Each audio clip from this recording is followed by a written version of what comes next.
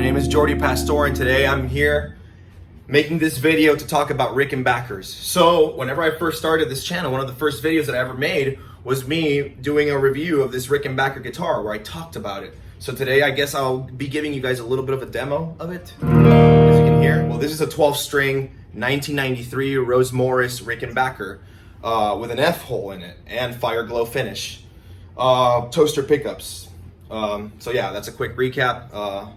Full maple body and neck, and as you can see, they have a very ingenious system, Rickenbacker, for 12-string guitars.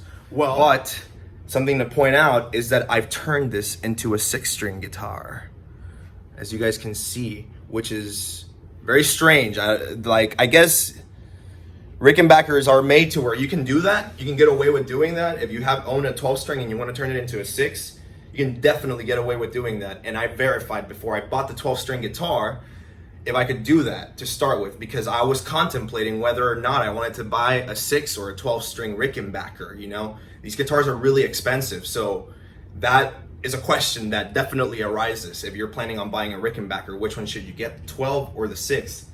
And you know, that is a huge dilemma for some people, but if you buy the 12-string, you can turn it into a 6. It's obviously not going to be the same. It's not going to play like a 6-string like normally would, you know, but it's pretty darn close to it.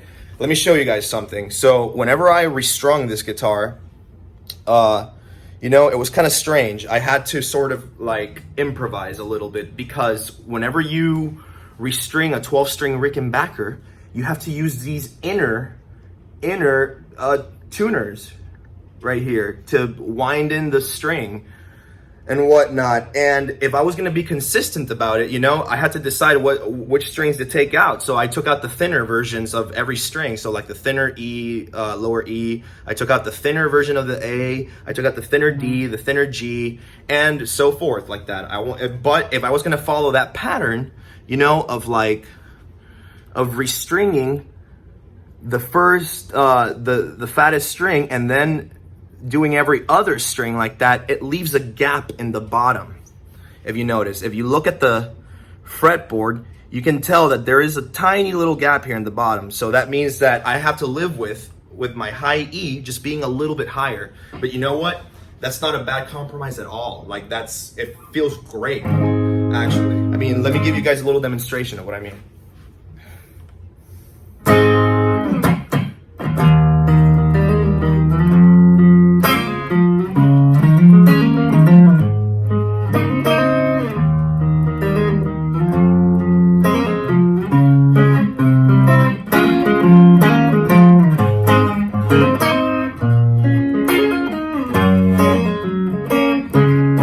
Okay, so see, I was playing Bold as Love by Jimi Hendrix, and this guitar has such a comfortable neck.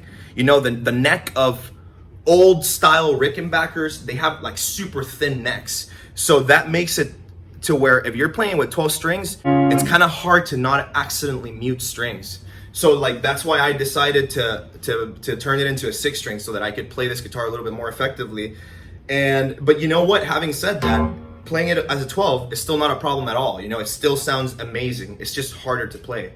So whenever I turned it into a 6-string, as I was telling you guys, if I would have been consistent with the pattern of the way in which I'm restringing the guitar strings, I would have had to have utilized the inner tuning pegs right here to wind in the strings. So that's where I had to improvise, and I decided to say fuck it and just like restring by winding onto these to make it like a normal 6-string would.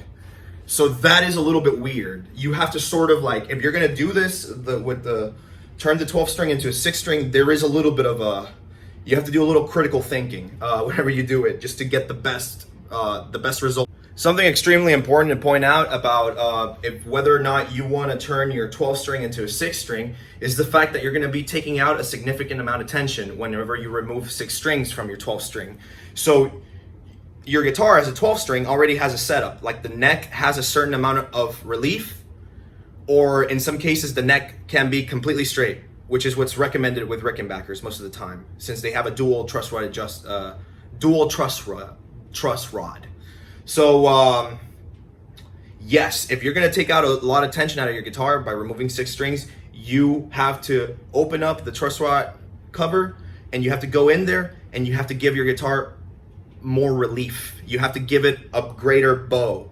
You know, that bow that whenever you look at, you eye it down from the neck, you have to give both sides a little bit more of a bow, because naturally whenever you take out that your guitar strings, that tension, it's gonna want to make the neck more straight. Naturally, that's what happens. So you might find yourself having to give your guitar more bow, more relief, whenever you decide to turn your 12 into a 6 string. So if I'm being honest with you guys, after playing it a bit, by the way, I took off the plate over here and just left the bridge exposed like that because it's easier to palm mute if you want to play metal and shit like that. But I don't know if I should leave it exposed or if I should put the thing back on. And if you notice that there is a gap over here when there shouldn't be a gap, right there, this should be closer to here, the bridge, that's because this is a modded bridge. I had the bridge moved a little, and it was done professionally by a luthier. So yes, I'm gonna keep demonstrating you guys some of the sounds that you can get with the Rickenbacker. I have a clean tone on my amp. It's on the crunch channel, but I got the crunch as low as possible to get the cleanest possible tone. Got my volume knobs rolled all the way up right here, because these are the volume knobs on a Rickenbacker. These are the tone knobs. Really weird, and this is a blend. So that blend, which is very like important, you know, I try to leave it at the middle. And I'm playing on the humbucker, right? I mean, not humbucker, toaster pickup, neck pickup. That's where I'm playing. Sorry about that.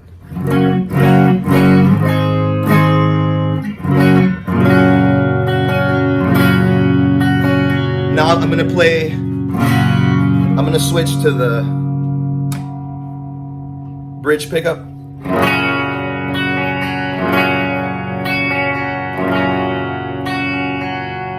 Now I'm gonna put middle position.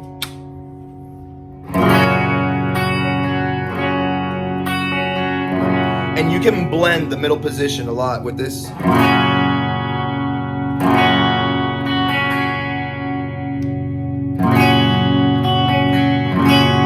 Somewhere in the middle. I noticed you can also blend with this pickup right here. You can also use the blend knob.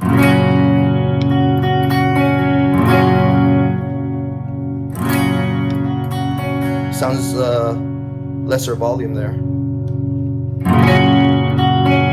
If I turn it all the way down, it gives me more volume. If I turn it all the way up, it's less volume. So weird. I still, to this day, I don't fully understand that. Hopefully, if you guys can like comment below and tell me what the hell that's about, I would love if somebody could explain that to me. But yeah, I like to leave it somewhere in the middle. I got my knobs all the way up. Play a couple riffs.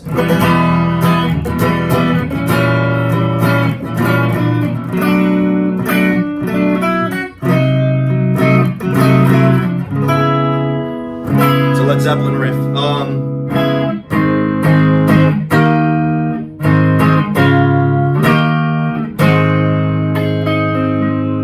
I just love that pickup right there. This one, the neck pickup. But you know what? Let's play in the bridge pickup a little bit more, just to get a little more.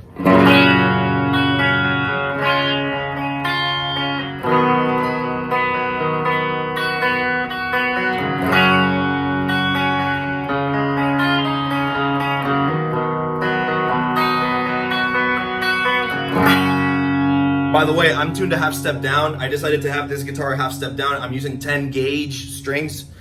These are 10s. So having it half a step down makes it a little bit easier to play, you know. So I'm gonna add a little distortion.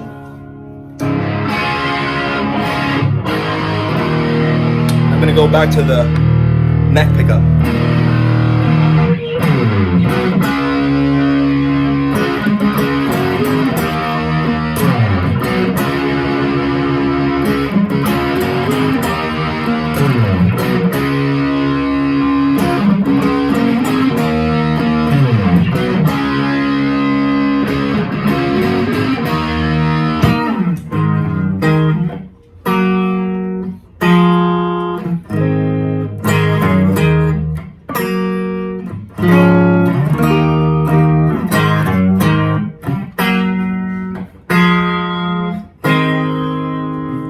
Little Van Halen there.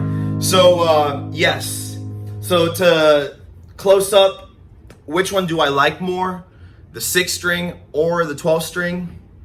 You know, honestly, I find that for everyday use, if you want to use like your guitar for everyday use, as a 6-string, you know, I like it as a 6-string. I love the neck on this, especially because this neck is sort of like the older 60s Rickenbackers, which had a really thin neck, which a lot of people don't like actually. I love that shit because you can play Hendrix and shit like more easy.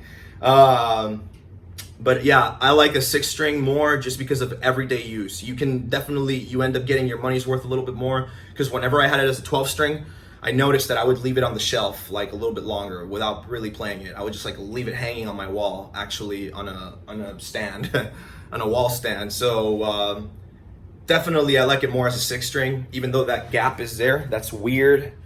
You know, I can live with that. I have no problem with that whatsoever. Plays amazing. I can do that perfectly, which is great.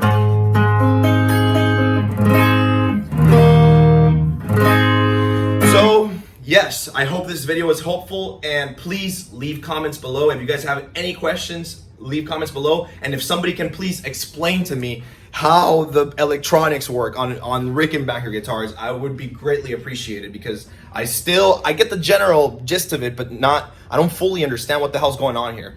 So please leave a comment. Please, somebody reach out and explain it to me. I would highly appreciate that. You guys have a great day. Thank you so much for watching. I'm going to keep these videos coming. Please hit that subscribe button and have a great day, guys. Bye.